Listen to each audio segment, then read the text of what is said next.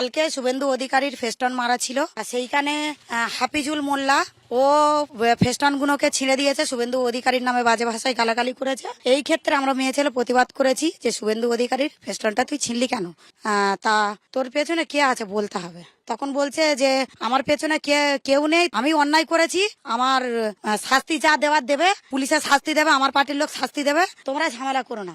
এই কথায় দুই এক কথা হতে হতে আমাকে ধাক্কা মেরে ফেলে দেয়। ফেলে দেওয়ার সঙ্গে সঙ্গে আমাকে চুলের মুঠি ধরে ওখানে ধস্তাধস্তি করেন। যে ফেস্টনটা ছিল তার কেন অ্যারেস্ট হলো না? আমাদের ভালো ছেলে কেন অ্যারেস্ট হলো? আর আমাদের প্রতি কেন বারবার অত্যাচার করছে? আমার স্বামী ইডি মারিনি, তাকে 4 মাস কেন ফাঁসিয়ে রাখা হয়েছে?